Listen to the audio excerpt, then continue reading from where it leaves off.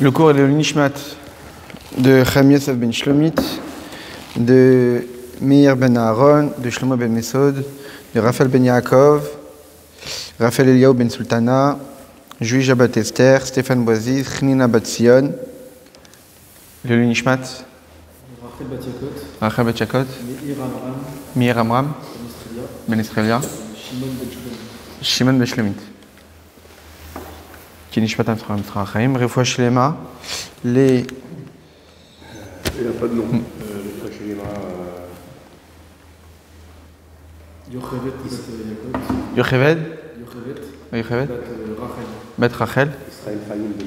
Israël Chaim ben Yosef. Aïcha bat Miriam. Eden bat Sipra. Sassia bat Mireille.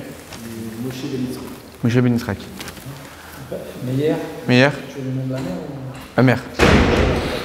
Bat Shoshan. Ben Shoshan. Talia bat Miriam. Alors, donc le cours de ce soir, il est sur plusieurs passages de la Megillah. Donc on a quelques jours de la fête de Purim. On sait très bien que pendant la fête de Purim, on lit la Megillah, donc la fameuse histoire du sauvetage des bénis Israël, du décret d'extermination décrété par Aman. Ce qu'on va étudier ce soir, c'est un discours, un Mahamar de l'Admor HaZaken, du premier rabbi de Lubavitch, le rabbi Shlomo Zalman de Liadi. Dans ce Mahamar, il explique plusieurs notions. On va faire un petit récapitulatif de toutes les questions qui vont être posées dans ce Mahamar-là. La première question, d'un point de vue chronologique par rapport à la Megillah, on voit au tout début de la Megillah, qu'est-ce qui est marqué? Il est marqué « Vehi bime Achashverosh ou Achashverosh, amolech me'odu ve'ad kush ». Et voici du temps de Assuérus qui régnait de Hodou jusqu'à Couche. La première question qu'on va se poser, c'est déjà d'où il sort ce nom de Achashverosh. Quelle est la signification de ce nom? Parce qu'on sait très bien que dans la Torah, les personnages avaient c'était leur vrai nom, mais d'un autre côté, chaque nom correspond à quelque chose, un message à délivrer. Les personnages correspondent à des concepts, à des notions spirituelles. Les noms ont des messages à délivrer. Le fait que le roi, dans l'histoire de la Megillah, dans l'histoire de Purim, s'appelle Achashverosh, ça signifie que ce nom-là a un message par rapport à la situation dans laquelle se trouvaient les bénis Israël à cette époque. Déjà un petit rappel historique, les bénis Israël à cette époque, ils étaient exilés en Babylone, en Perse, après la destruction du premier temple. On était vers la fin des 70 années d'exil. On avait reçu une prophétie comme quoi cet exil allait durer 70 ans, et qu'au bout de 70 ans, on allait retourner en Eretz Israël pour construire le second temple. Donc là, on est à la fin des 70 ans. L'année dernière, il y a 2 ans, on avait fait un rappel historique de tout l'épisode de Purim, pour ceux qui veulent aller voir le cours. Et donc la première question qu'on va se poser, l'une des questions qu'on va se poser, c'est d'où sort ce nom de Achashverosh. La deuxième question, c'est pourquoi c'est précisé qu'Achashverosh il régnait de Hodou jusqu'à Couche. Quel est le message que la Megillah avait nous délivrer en nous précisant que ces rois-là régnaient de tel endroit à tel endroit. A priori, ce n'est pas forcément utile pour l'histoire même de la Megillah. Par la suite, on voit que Achashverosh il fait un grand festin. Il invite tous les habitants de la ville. Ensuite, il fait un festin uniquement à Shushan pendant 7 jours. Ensuite, il demande à Vashti de venir, de se présenter devant tous les invités. Elle refuse.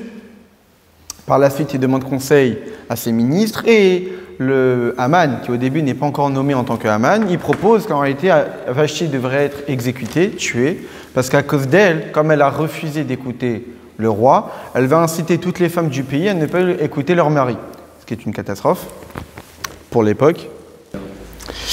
Et donc, sous les conseils de Haman, Achashverosh tue sa femme Vashti. Ensuite, malheureusement, évidemment qu'il a un peu de regret, etc. Donc, ensuite, on le conseille de pourquoi pas faire une sorte d'élection, entre guillemets, pour choisir sa future femme. Et donc, on demande à toutes les jeunes filles du pays de venir dans le palais d'Achashverosh, qui va être gardé par Haggai, on va aussi parler de lui, qui était Shomer Anashim, celui qui gardait les femmes. Et donc, on préparait les femmes pendant 1 an avant de se présenter devant le roi. Pendant 6 mois, il pour reprendre dans les mots de la Megillah. Shisha Chodashim Beshemen Amor, pendant 6 mois, ils étaient dans de l'huile de myrrhe, et ensuite 6 mois dans l'emploi de parfums. Donc on préparait les femmes pour se présenter devant le roi, plein de préparation comme il s'est marqué dans la Megillah, et ensuite ils s'est présentés au roi pendant la nuit, et ensuite le lendemain ils retournaient dans leur harem, et en attendant que peut-être le roi voudrait justement les reprendre. Et évidemment Esther, qui est le personnage fondamental et principal de la Megillah, elle aussi elle est prise au palais pour être présentée devant le roi. Lorsque les femmes s'est présentées devant le roi, on demandait aux femmes si elles voulaient des choses pour qu'elles se sentent bien. Donc on leur demandait, est-ce que vous voulez de la musique en plus quand vous êtes avec le roi, est-ce que vous avez des décorations supplémentaires, etc. On voit que Esther n'a rien demandé en plus. Donc la question qu'on va se poser, pour quelle raison Esther, elle n'a rien demandé? L'obik shadavar, elle ne voulait rien de plus que ce qu'elle avait déjà reçu, que toutes les femmes recevaient. Donc elle n'a pas demandé quelque chose en plus par rapport à toutes les préparations qui étaient déjà prévues par l'organisation de Haggai. Tout ce qu'elle a dit, tout ce qui est marqué à propos d'Esther, il y a marqué au Begia Tor Esther, lorsqu'arrivait le tour de Esther, le Bik Shadavar, elle n'a rien demandé, qui metacha Yomar Haggai Seri Sameler, si ce n'est que Haggai, celui qui s'occupait des femmes, allait proposer. Donc elle n'a rien demandé. Alors les commentateurs simples entre guillemets simples de la Megillah, entre autres le Malbim, nous précisent que pour quelle raison Esther n'a rien demandé, parce que si elle avait demandé, c'est comme si elle avait de l'intérêt à être choisie par le roi, c'est qu'elle tirait du plaisir à être là. Non, elle veut montrer qu'elle était complètement froide par rapport à la situation, qu'elle était là contre son propre gré, contre sa volonté. Donc c'est pour cette raison qu'elle n'a rien demandé, parce que si elle demande, c'est comme si elle voudrait qu'on améliore son passage dans le palais du roi. Non, elle voulait rien qu'on améliore. Elle voulait montrer qu'elle n'était aucunement intéressée par la situation dans laquelle elle était. Qu'elle allait être utilisée par le roi, etc. Donc c'est pour cette raison qu'elle a dit qu'elle ne voulait rien de plus que ce qui était déjà proposé. Évidemment, ce qu'on va voir, nous, c'est des raisons beaucoup plus profondes. Autre question, alors peut-être qu'on va essayer de le traiter ou pas. On voit que Haggai Seri Sameler, que Haggai qui s'occupait des femmes, il donnait 7 jeunes filles qui accompagnaient les femmes qui allaient se présenter devant le roi. On leur proposait 7 jeunes filles pour les aider, pour les accompagner. Par la suite, on voit qu'après que Achashverosh ait choisi et couronné Esther en tant que reine, dès le début du prochain chapitre, chapitre 3, eh bien on précise que Haman a été nommé premier ministre au-dessus de tous les ministres du royaume. La question qu'on va se poser, c'est que pour quelle raison Haman a eu une promotion? Et pour quelle raison cette promotion qu'Haman a eue était juste après le couronnement d'Esther? Quand on lit la Megillah, on voit qu'Esther a été couronnée. Ensuite, il y a le fameux passage où Mordechai sauve Achashverosh de l'empoisonnement de Bigtan et Teresh.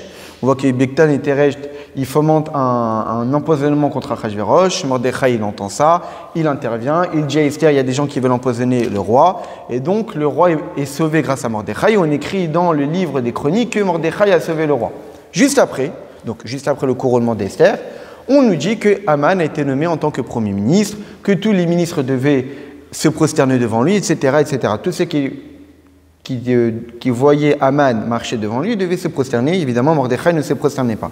Donc la question qu'on se pose, c'est pour quelle raison Haman a reçu cette promotion et pourquoi juste après le couronnement d'Esther? Par la suite, on voit que Haman remarque que Mordechai ne se prosterne pas devant lui. Et donc il a une colère qui monte en lui, une rage. Et donc il se dit, au lieu de porter préjudice uniquement à Mordechai, je vais porter préjudice à tout le peuple de Mordechai, les Cholam Yehudi, tout le peuple juif. Et donc qu'est-ce qu'il fait? Il fait un tirage de sort, qu'on avait déjà étudié il y a quelque temps, un tirage de sort pour savoir quand est-ce qu'il allait exterminer le peuple juif. La question qu'on se pose, pourquoi il fait un tirage de sort? Pour quelle raison? Il aurait pu décider de lui-même la date. Pourquoi faire un tirage de sort? On en avait déjà parlé il y a quelques années, on va en reparler aussi ce soir. Ensuite, on voit que Mordechai entend le décret d'extermination décrété par Haman, il met un linceul, il met des